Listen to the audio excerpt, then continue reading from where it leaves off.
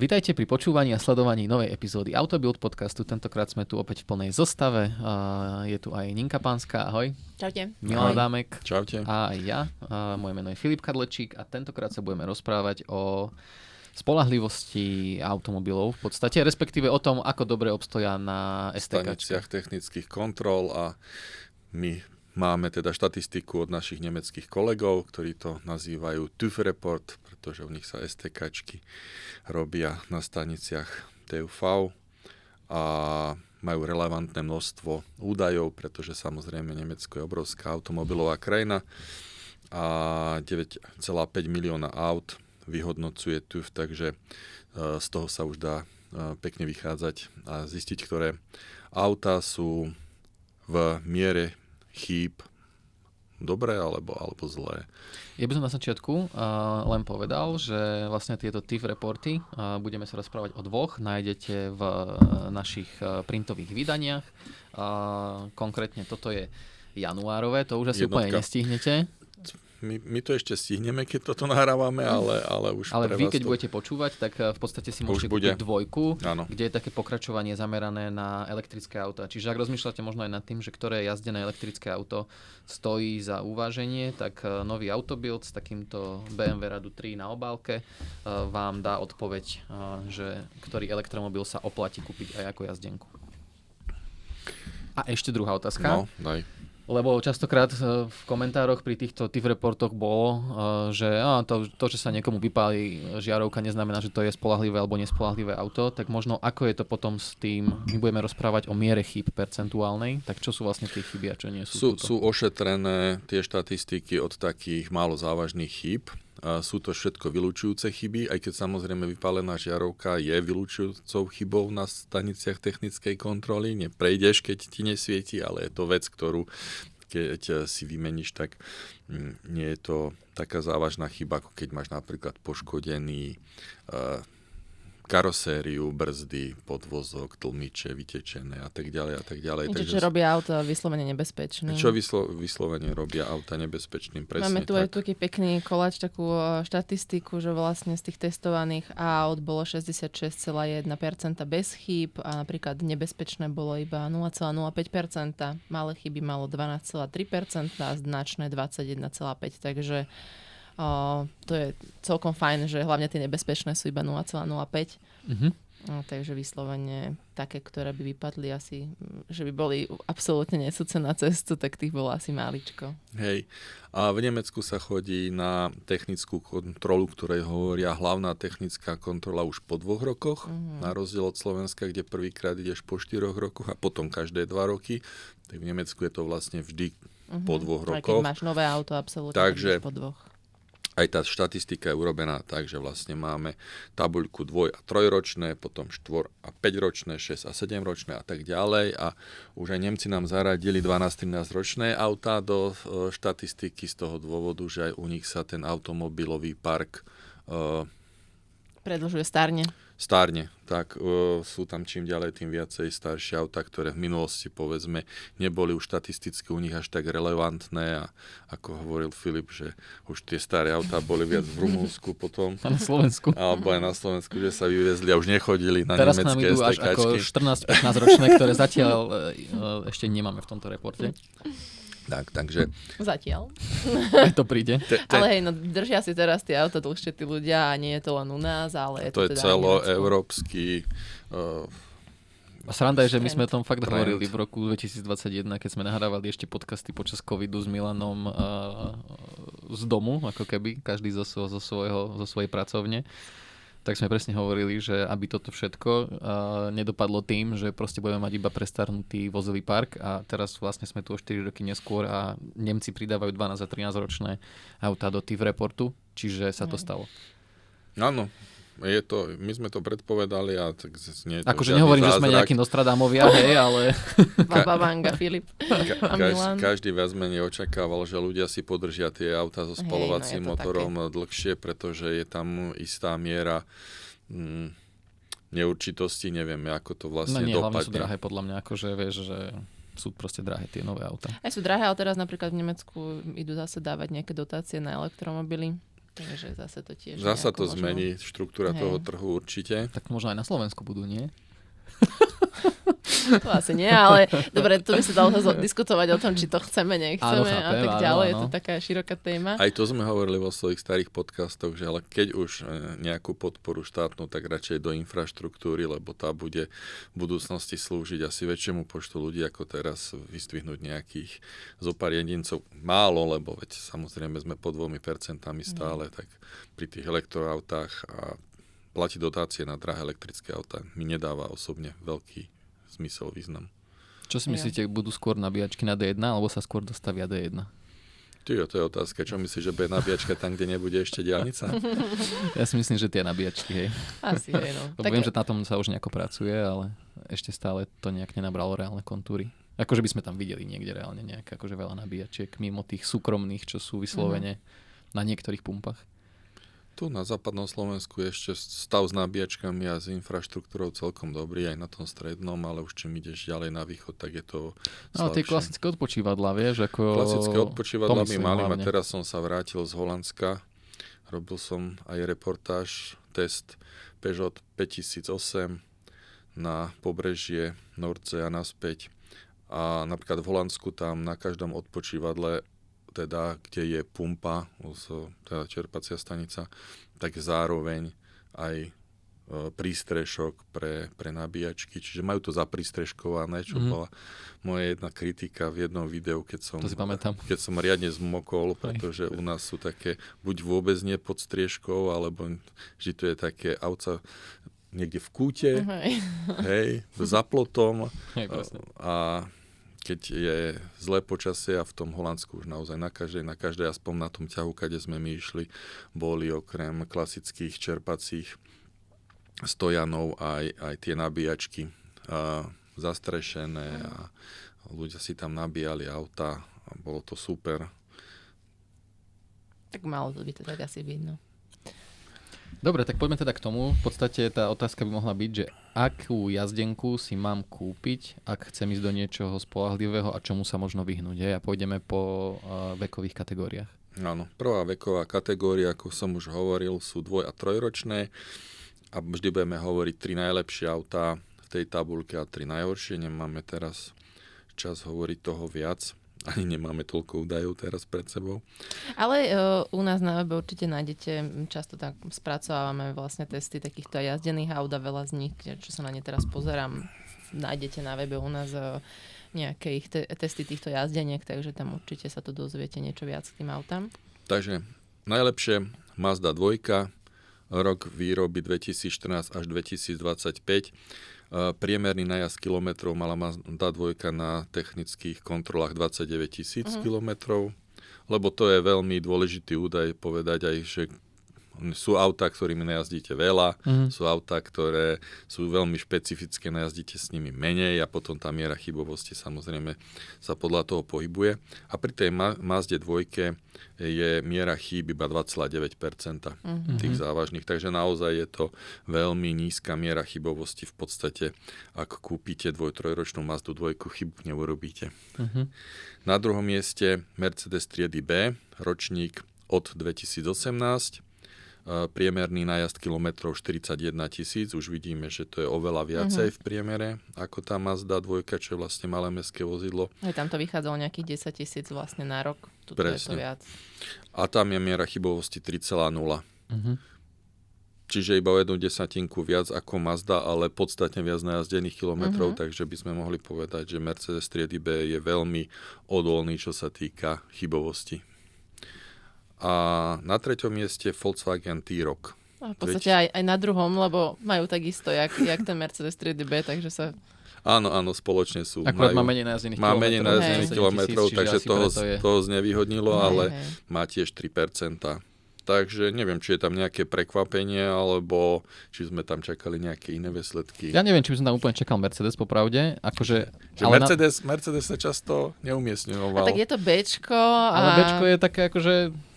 Ja si to Bčko pamätám, mne sa páčilo. Akože nie, že by to bolo nejaké najkrajšie, najatraktívnejšie auto Mercedesu, ale taký príjemný kompakt, to áno. Akože viem si Mne to sa predstaviť. zase nepáčilo, ale je to presne ten typ auta, ktoré presne čakám, že to bude taká... Že mohol by to byť tutovka, taký hej. držiak. Hej, presne. No a naopak, najhoršie v tejto kategórii sú Tesla Model 3, Ford Mondeo a Tesla Model Y, ktoré majú nejakých 13 až 17% chybovosť. Pričom priemer 2- a 3-ročných je 6,5, takže toto sú autá, ktoré majú povedzme dvojnásobnú chybovosť, ako je priemer v tejto kategórii vekovej. Majú aj viac najazdených kilometrov, ten Model 3 56 000, Mondeo 76 000 a Model Y 55 000, ako keby za tie 2 až 3 roky. Čiže OK, akože je tam trošku vyššia záťaž určite ako pri tej Mazde 2. Na druhú stranu to nie je úplne dobrá vizitka pre Elona Muska a jeho firmu. A tak tie Tesly sa vždycky umiestňujú v týchto reportoch na konci, ale tak sa hovorilo, že tie nové generácie sú už lepšie aj čo sa týka karosérie a všetkých čo sa týchto vyrábajú vecí. v Európe sú lepšie. Hej, To hej. budú oni, lebo však Ale to už áno, je z tej berlínskej áno. gigafactory. 2 až 4 roky. Veď to, že 2-4 roky a stále sú tam takisto, ten Y je na konci úplne a Mne sa trojka. páči tá posledná Podobne. veta, ktorá zhrňa tú Teslu Model Y, síce pri technickej kontrole Tesla zlyháva 6-krát častejšie ako najlepšie vozidlá v tejto vekovej kategórii. Hej, ako oproti najlepším je to 6-krát horšie, takže keď si kupujete ojazdenú Teslu, tak s tým musíte asi rátať.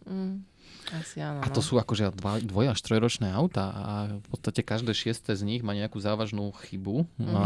Tak to nie je úplne málo. Že No nie tam to. človek, akože keď si kúpim nové auto, tak čakám, že po 2-3 rokoch hádam nemusím nič riešiť. Vieš, že... Čakáš, že to bude lepšie, že budeš mať istý čas pokoj. No áno, lebo keď si to napríklad rozmeníme, že tá Tesla Model 3 má 56 000 km a 13,1% mieru porúch a potom je tu Mondeo, ktorý má 76 000, čiže o 20 viac tisíc kilometrov najazdených a 14,3, tak akože to Mondeo tam vychádza Ešte lepšie v podstate v porovnaní s keby nimi. si to presne dáme na kilometre. Ale podľa mňa je zaujímavé ešte ako keby aj to, že potom neskôr, presne k tomu, jak sa hovorila, že nová generácia, že potom neskôr vidíme v týchto tabulkách často Daciu na konci, akože v tých starších vekových kategóriách, ale zasa v týchto mladších tu úplne nie je medzi tými tromi najhoršími. Tam by ma zaujímalo, že či to je tým, možno, že prešli na tie ako keby novšie technológie, že už nemôžu byť takí, že dávame tam motor z 20-ročného Clia alebo ja neviem dačo, hej, a tak. Alebo či to je možno aj tým, že majú v súčasnosti aj tie Dacie predsa len o niečo vyššiu cenu než v minulosti, tak sa o to možno aj viac staráš. Ale, O to ide. ale je zaujímavé, že presne v minulosti tie Dacie tam akože sú na spodku a v súčasnosti je tam skôr Tesla, hej. A podľa mňa je to aj preto, že keď si tak zalovím v pamäti, že aké Dacie to boli, tak hlavne to je napríklad že Docker, alebo to bol Logan. Duster, Logan, že auta, ktoré si ozaj aj zodral vo firme Áno, Docker môže a byť. Logan, dajme tomu, že fakt sa o ne nikto nestaral a Jednak zároveň... si ich dlho držal, druhak Aj si to. ich ničil, zodral až do smrti v podstate. Také ťažné mulice, také ťažné kone, o ktoré sa až tak nestaráš, nechodíš s nimi už vôbec nie do značkového servisu, často ani do bežného servisu. Často si iba vymeníš olej sám a podobne.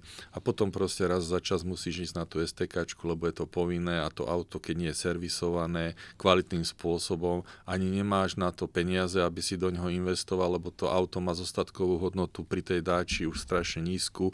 Tak čo teraz budeš mu robiť servis za niekoľko tisíc eur? Nie, povieš, dajte to dohromady tak, aby som aspoň nejakú cestu STKčku prešiel, aspoň ďalšie 2 roky, aby som mal pokoj. Ale akože zároveň si myslím, že ako to je asi len také subjektívny pocit, ale myslím si, že tá Dacia sa posunula aj v takýchto veciach. Akože určite, veď práve, že je to tam myslím vidieť si, že pekne. aj to k tomu prispelo, že je to také, že aj. Môžeme ísť na 4 až 5 ročné a tam máme na prvom mieste Volkswagen Golf Sportsvan 2014 až 2020. Priemerný nájazd kilometrov 52 000. Takže už o dosť viac som chcel povedať, ale v podstate to nie je až tak veľa, lebo to sú 4 až 5 ročné, takže v prepočte na tie roky je to vlastne málo. A on nahradil Golf Plus, hej? Áno, tento a Golf Plus tiež vystupoval Tam v vždycky týchto býval na na prvých miestach a teraz ho vlastne nahrádza Sportsvan a to je taký proste symbol toho TÜV reportu na tých prvých miestach. pri tejto vekovej kategórii 4, 5, 6, 7 ročné, že sa tam obyčajný golf málo kedy umiestní, ale tieto jeho deriváty sa tam umiestňujú. V minulosti strašne dominoval tento Sportsvan aj v Autobild dlhodobých testoch. Myslím, že on mal, 1 plus alebo 1 hviezdičku alebo dačo také hodnotenie. V tom dlhodobom rebríčku, kde sa proste za mnohé roky oni potom zmenili spôsob hodnotenia, takže vlastne ten starý rebríček ako keby sa nám rozpadol, ale v tom starom rebríčku bol dlhodobo na prvom mieste a nikto ho nevedel dať dolu roky rokúce. Tak to bolo celkom tiež vtipné a stojí veľa úvah za tým, že prečo vlastne má takú mieru poruchovosti nízku, 4%. A síce, že to je také špecifické auto, že si ho kupujú takí ľudia, ktorí sa o to auto starajú. Hej. Je to také, že presne taký skôr možno šetrný, opatrný vodiči by som si predstavil. Presne tak. Často možno dôchodcovia, často možno ľudia, ktorí si... Aj s rodinou, veď to je taká karoséria. No že... je, ale vieš, Sportsvan je auto, ktoré nikdy nebola masovka. Hej, Golf bol masovka.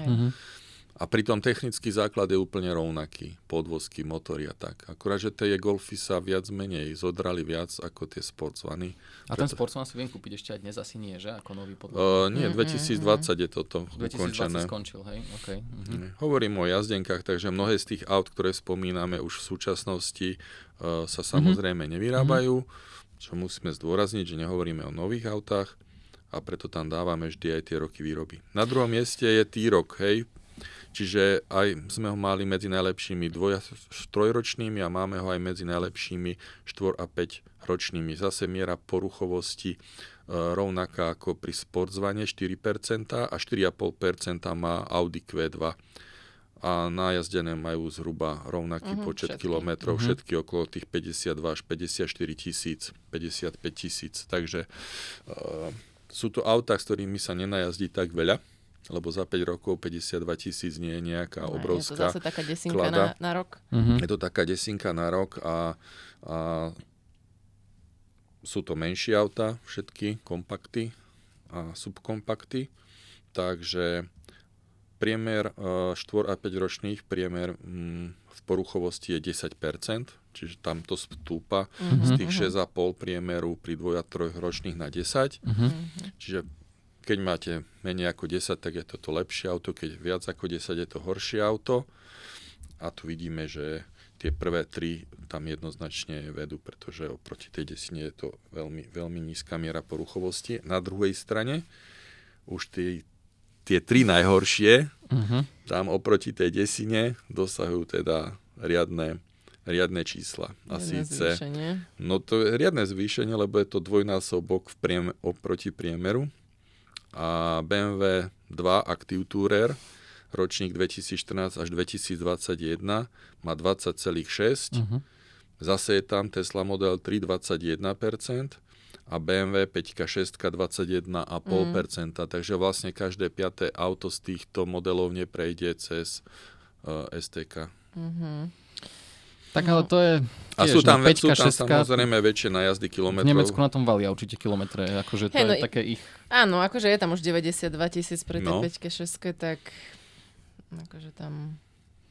Ale zase akože nie je to nejaké ospravedlnenie, to nehovorím, len že...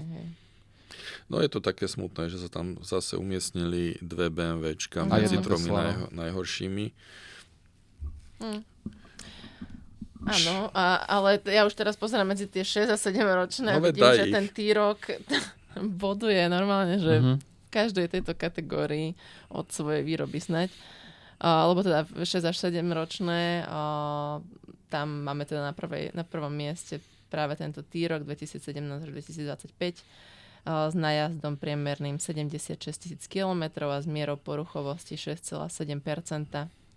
Za ním je teda Sportsvan, takže si to premenili v týchto starších ročníkoch. Ten má 69 000 km nájazd a mieru poruch 6,9%. A je tu aj Audi Q2 s nájazdom 74 000 km a s mierou poruchovosti 7,5%. Takže veľmi, veľmi, veľmi podobné ako pri 4 a 5 ročných autách. Ale zase bolo by to možno zvláštne, keby zrazu tie 6 až 7 ročné by boli úplne iné. Akože, dobre, však sú to top 3, takže mohlo by sa to stať, ale akože je tam aspoň vidieť, že asi to nie je niečo vymyslené, ale je to trend. Ale je to trend. Že tieto auta držia. Áno. Tak ako vedeli by sa tam poprehádzovať, vieš, že prvá 5, dajme tomu viacej, ale áno, je to asi o niečom to vypovedano, že sa umiestnili takto dvakrát. Zas to vychádza tak, že ten priemer je 13,6, čiže tie 3 najlepšie majú polovičku z toho priemeru tej poruchovosti a tie 3 najhoršie majú už teraz nie dvojnásobok, čo je možno aj celkom dobré.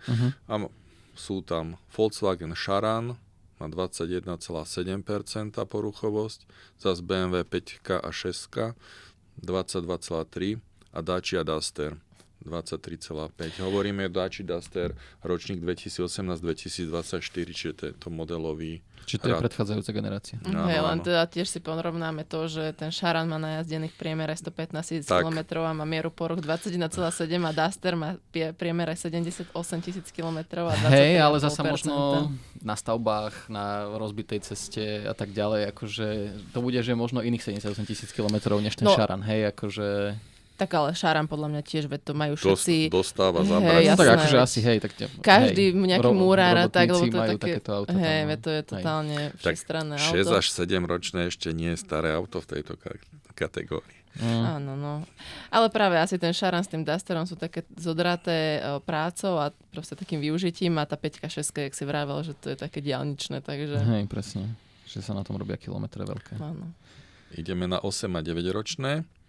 A tam je na prvom mieste zase Mazda, ale teraz je to Mazda CX-3. Ten model, ktorý sa vyrábal medzi rokmi 2015 až 2022 a miera chýb 9,7. Na druhom mieste Sportsvan, klasika, vždy tam musí byť medzi najlepšími, miera chýb 10,3 a Mercedes triedy B, ktorý sa nám vracia do tabuľky, umiestnil sa medzi najlepšími aj 2- a 3-ročnými a teraz 8 až 9 ročný. Tam má 11% mieru chýb. Sranda, že Mazda je jediná japonská automobilka, ktorá túto vlastne nejak akože vystupuje. Figuruje, hej. Že človek by čakal, že sa tam občas mala by tam byť utrhne Toyota, Lexus alebo dačo, hej, že... Ale nie je. Podľa mňa, ale tam, dobre, akože pri tej Toyote podľa mňa najazdia tam tí ľudia aj viacej kilometrov a možno, lebo vieš, že tie Mazdy, väčšinou aj keď si pozrieš majiteľov Mazdy, vedia, akože nehovorím, že áno, ale sú to väčšinou možno aj starší ľudia a že nenajazdia. Tá CX-3 je také auto presne, hej, že nie na úplne taký veľký nájazd. Aj Mazda 2, vieš, že... Aj 2, hej. No. Hej, veď sú príbuzné. Najhoršie v tejto kategórii 8 a 9 ročných Dacia Sandero 27,8%. Dacia Duster, hovoríme o modelových rokoch 2010 až 2018, 29,8%, to už je skoro tretina aut, tretina Dusterov, ktorá neprejde, ale vidíme aj to číslo tých najazdených kilometrov, 101 000 v priemere, to znamená, že mnohé tam boli dojazdené riadne. A BMW radu 5 a 6, ročník 2010 až 2017, tam je 29,9. A 163 000 km. A to je úplne najväčšia nálož kilometrov, samozrejme. A porovnaní zase s tým Sanderom, tak to je akože jeden násobok toho. Áno, to znamená, že Sandero toho zvládne oveľa viac. Štatisticky. Sandero práve, že zvládne raz tak menej, nie? Tak. Proste BMWčko 5-kové 6-kové najazdí 163 000. Takže najazdia oveľa viac. No. Hej, s takou istou poruchovosťou, jak Sandero pri 87 000. Zvládne to s menšou chybovosťou, áno, tak. Mňa veľmi zaujali tie 10 a 11 ročné autá, kde jednoznačne dominuje Mercedes. Tam v podstate v tých top 3 máme Mercedes-Benz triedy B, 13,9% miera chýb pri 108 000 najazdených kilometroch a ročník 2011 až 2018. Potom Mercedes GLE, lomeno ešte ML, 2011 až 2019, 170 000 najazd, čiže vyšší výrazne než to Bčko a 15,2%. A potom na konci Mercedes triedy A, 124 000 km priemerný nájazd a 2012-2018 ročník a 15,4% a ja tam len rozmýšľam nad tým, že keď všetky tri sú Mercedesy, či to napríklad nie je tým, že oni mali ako keby, myslím, že dneska už od toho upustili, ale donedávna mali taký ten predplatený servis alebo niečo také, nie? Že ty vlastne ako že súčasť kúpy, že si tam mal nejakých prvých 5 rokov. Si niečo proste mala také, že udržiavacie. A ešte druhá vec, že aj 12-13 ročné sú vlastne v podstate prémiové, že či to tam sa neukazuje potom, že tie prémiové autá ako keby držia tými rokmi lepšie. Áno, a ja mám ešte že takú ďalšiu vec, že či sú to ešte tie modely vyrábané v Európe, dajme tomu, vieme, že dneska už, alebo neviem, akože odkedy už prúde, dajme tomu aj z toho Mexika, tak ďalej, že z týchto fabrík vzdialených. Takže či sa tam aj to nepreukazuje, lebo áno, no, vidíš ML-ko napríklad, alebo Ačkový Mercedes, Bčko, no. Ten Ačkový Mercedes bol inak vtedy, akože toho bolo veľa na cestách, to si pamätám. Pred tými rokmi bol veľmi obľúbený. To je bolo, 2012 to už nebolo to Ačko vysoké, ale to... Áno, to bolo takéto hatchbackové klasické. Hej. No a to bolo aj pekné auto, aj...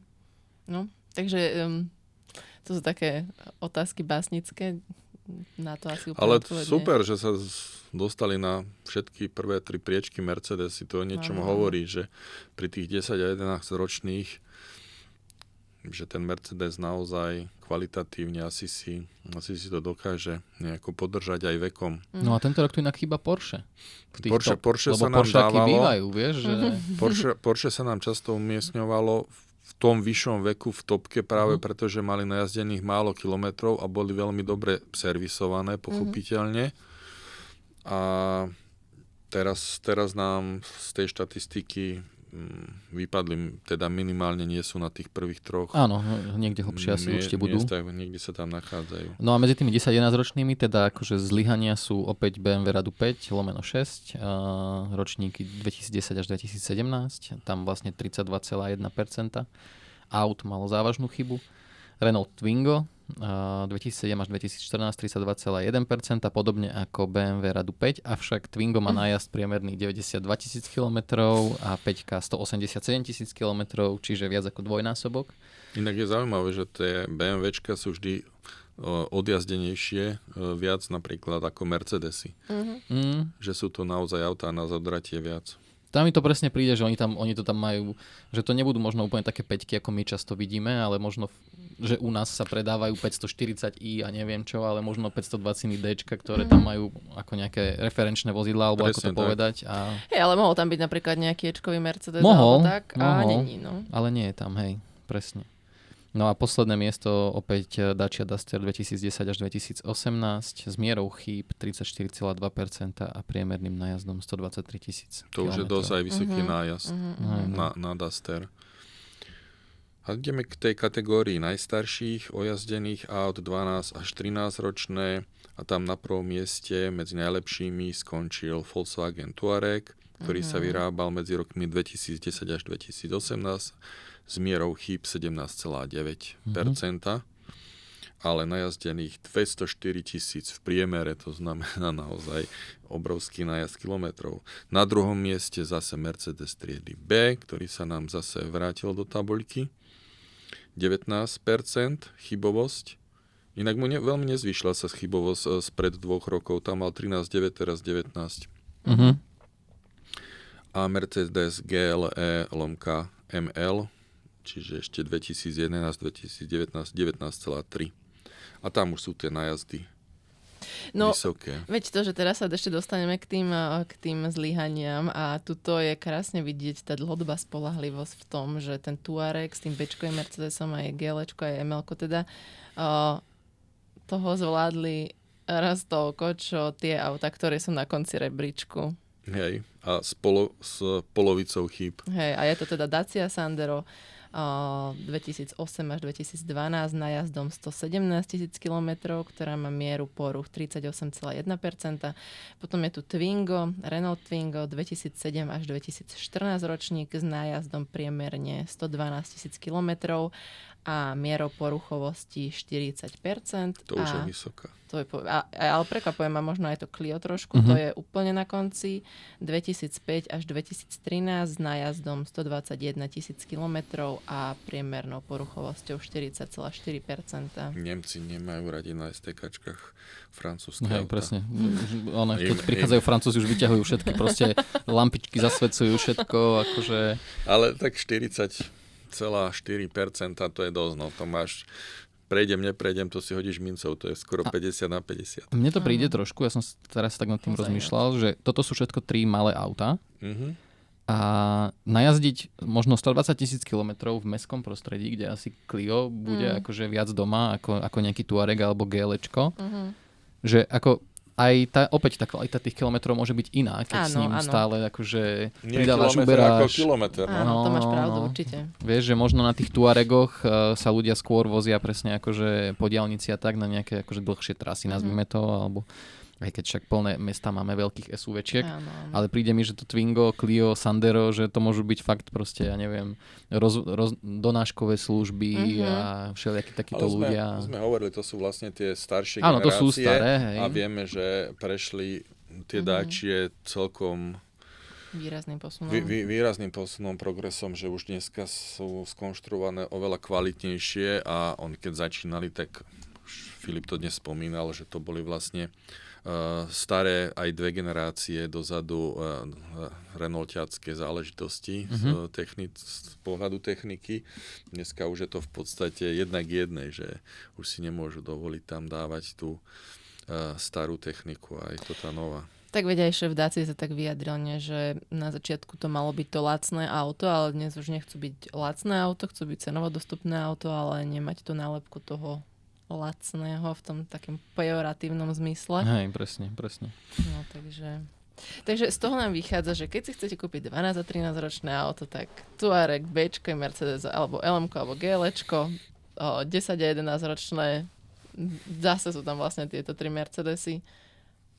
Dobre, tu bol ešte Touareg a potom Volkswagen T-Roc, Golf Sportsvan, Audi Q2. Ktorý sa tam najčastejšie opakuje vôbec v priereze všetkých rokov? Myslím, že tam je ten Sportsvan je tam najčastejšie. Je tam 3-krát, ale aj T-Roc je 3-krát. Aj T-Roc je 3-krát. Áno, lebo T-Roc je zase aj tu, takže... Bčko podľa mňa, počkaj, 1, 2, 3, 4, no 4-krát je Mercedes triedy B. Čiže sa tam opakuje najčastejšie. Vidíš to? Je to chyba, že tie MPVčka vymreli, pretože máme tu Mercedes-Benz triedy B, máme tu Volkswagen Golf Sportsvan. Áno. Úžasné malé autá s dobrým kompromisom, priestor, rozmery a tak ďalej. A aj keď nie sú sexy, ale zjavne majú niečo do seba. Áno.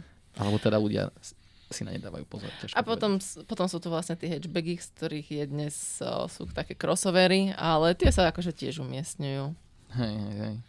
Ten T-Roc alebo Q2 a takéto auta, takže...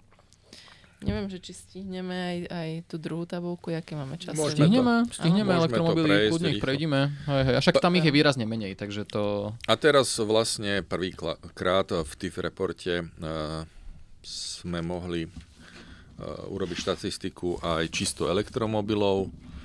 Doteraz to nebolo možné, pretože ich bolo málo na trhu a nemali sme taký prierez v vekových kategóriách. A momentálne je tu tabuľka, kde máme 18 elektromobilov, ktoré sa už dalo nejako vypočítať ich miera chybovosti a zoradili sme ich teda od 1 do 18. Veľmi jednoduchá vec. A na prvom mieste sa umiestnil Mini Cooper SE. Miera poruchovosti 3,5%. Hej. Tvoje obľúbené auto, nie? Jedno z tvojich obľúbených, Milan. Elektrický Mini Cooper. Áno, ale tu nebol hodnotený jeho dojazd a jeho dojazd v zime bola hodnotená jeho kvalita. Inak je zaujímavé, že vlastne pri tých elektrických autách, keď si čítame tie ich nedostatky, tak väčšinou sa týkajú brzd a tlmičov. Tie autá sú proste zaťažené a neviem, ako je to možné, že vlastne konštrukčne to nie je podchytené tak, aby bola zabezpečená tak vyššia nosnosť, aby aj tá vyššia záťaž tým akumulátorom ťažkým im neubližovala.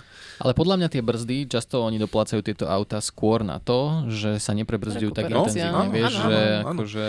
Tým, že sa tak nepoužívajú tie brzdy že vlastne sa veľmi často brzdí rekuperáciou, že ten generátor elektrického prúdu nám vlastne brzdí auto pri výrobe elektriny, tak tie kotúče trpia tým, že sa nepoužívajú. No, Oni aj v návode na použitie máš napísané, napríklad v tom tesláckom, ktorý som čítal, že musíš raz za čas, oni to tam majú napísané aj časovo, ja neviem, či raz za mesiac, prebrzdiť núdzovým brzdením, tak aby si vlastne dostal tie čelustie do záberu, lebo sa môže stať, že proste tak ti zhrdzavia tie kotúče a také budú zoxidované tie piestiky, že ti to nebude brzdiť. Hej.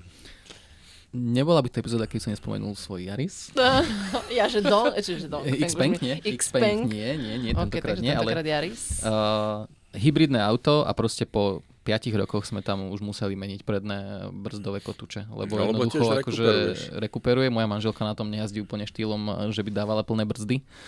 A hej, je to proste tak. A preto je vidieť to, že mnohé auta v súčasnosti prechádzajú aj na tie bubnové brzdy. A my sme na to neboli zvyknutí. V minulosti sme si akože brali bubnové brzdy ako niečo, čo je proste... No veď aj to tak bolo zase. Nehovorím, že nie. Zastaralé. Áno, ale majú svoje výhody. Majú svoje výhody v tomto prípade. Hej, akože funkčné, ale presne technicky zastaralé, no už keď mal auto kotúčové brzdy, tak to bolo, že wow, kotúčové, ako zase je pravda, že tie bubnové sú odolnejšie aj proste voči takýmto veciam, ale napríklad ešte pri tých elektromobiloch, ako hovoríš, že aj tlmiče a takéto podvozkové veci, že áno, sú pod tou váhou, ďalej aj brzdy, ale napríklad aj pneumatiky, že veď oni mávajú väčšinou, aj akože sú stavané na to tie pneumatiky, sú na zaťaženie, ale veľakrát ich ľudia viac zošľahajú, lebo to auto je...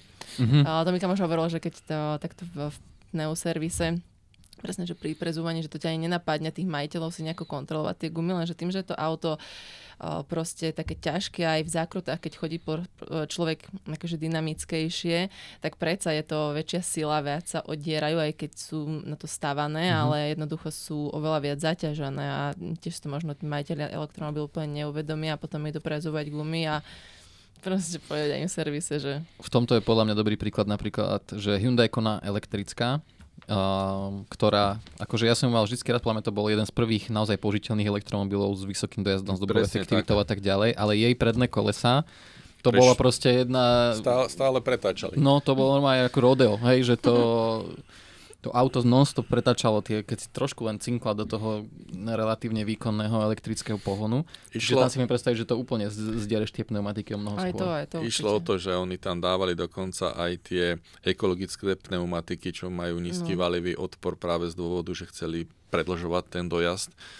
A tie kolesa nemajú taký grip, samozrejme, takže tiež sa ešte viacej pretáčali, ale je pravda, že Kona, ešte tá prvá generácia patrila medzi tie autá, čo vo svojej dobe vlastne nám zaručovali už celkom slušný dojazd, lebo dovtedy tie elektromobily naozaj s tými dojazdami tak tápali trošku.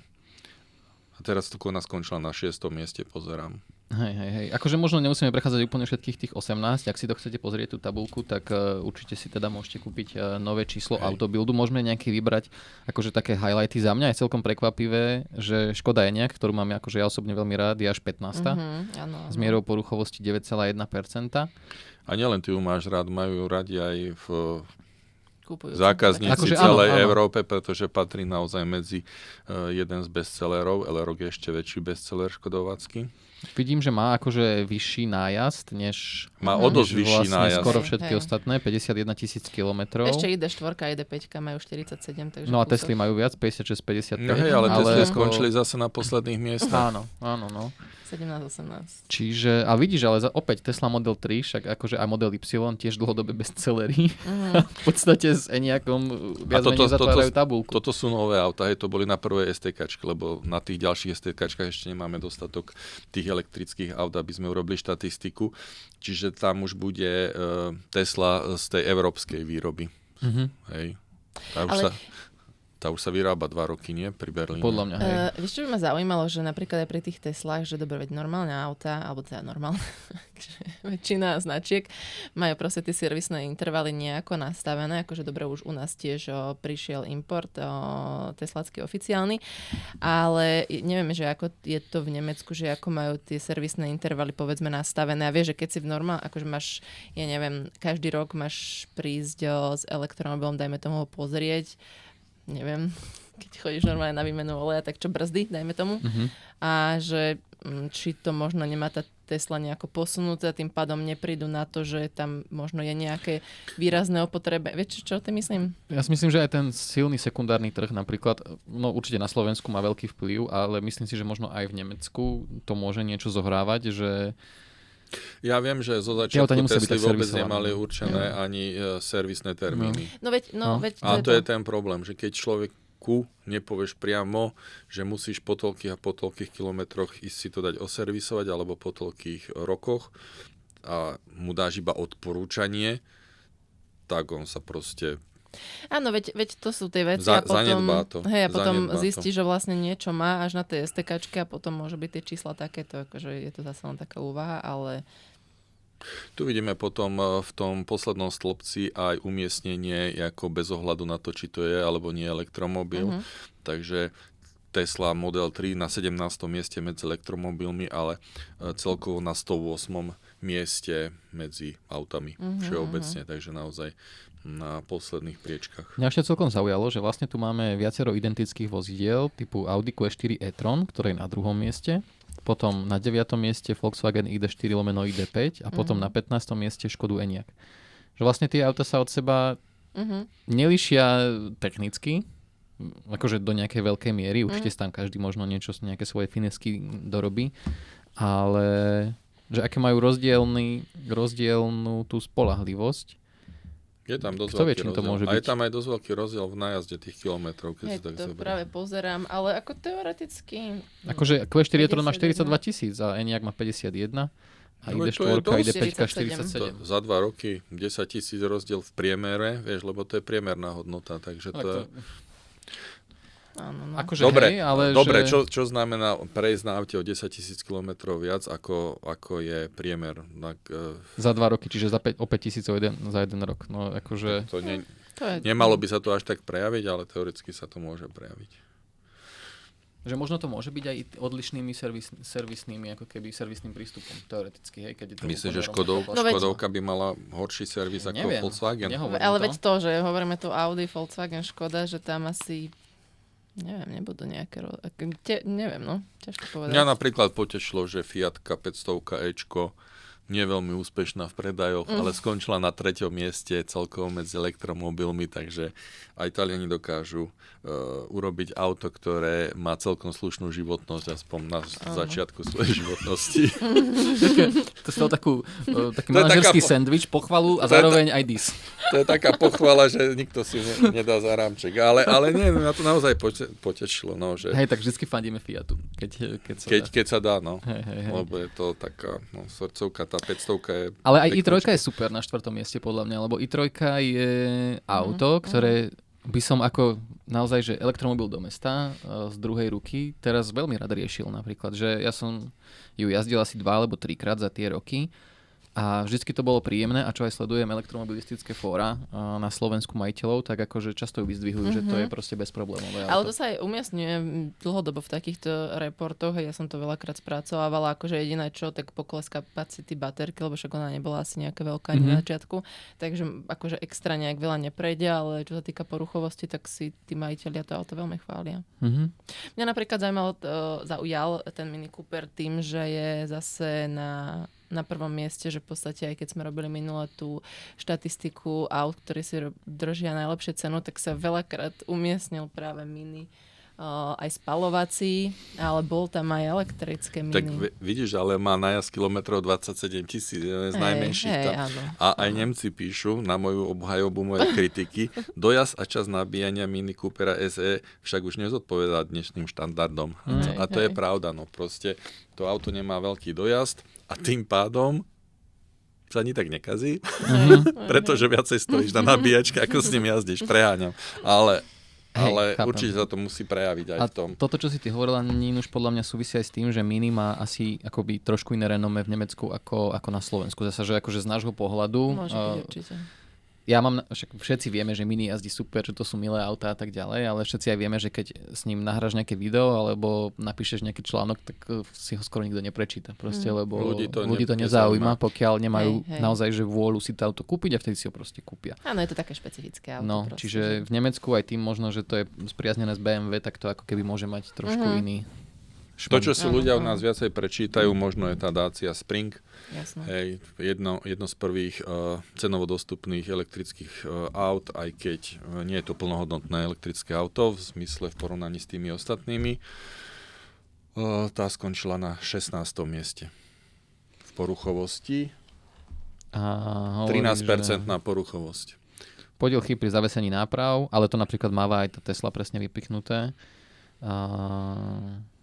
No, ako možno opäť to s tou hmotnosťou, čo si aj ty naznačil, že keď máš Springa, ktorý predsa len ako keby nie je elektromobil od začiatku úplne, že však veď ten, jak sa to volalo, Kvit, či jak sa to volalo? Tá indická? To pôvodné niečo, to bolo aj, že akože spaľovacia tak. Čiže oni tu možno niečo posilnia trebárs, ale nemusí to byť dostatočné úplne na hmotnosť toho akumulátora. Takže hej no, sú to asi výzvy pre ten podvozok. Ale Tesla by to mala mať zvládnuté, lebo Teslu s dieslom alebo s benzínom som nevidel, hej, takže... Nie, nevidel si? Isto by sa dalo nájsť. No dobre, takže ak si to chcete celé pozrieť, tak v podstate Autobild je vonku už s takýmto krásnym BMW Radu 3 vizualizáciou. Rovnako aj s ďalšími zaujímavými testami. Vidím, že tam je aj... K4, auto roka z pohľadu viacerých z nás. Áno. Takže určite odporúčame a tým nás vlastne aj najlepšie podporíte, ak si kúpite printovú verziu našej práce. Ďakujeme za pozornosť a do počutia a dovidenia opäť o týždeň. Tak. Čaute.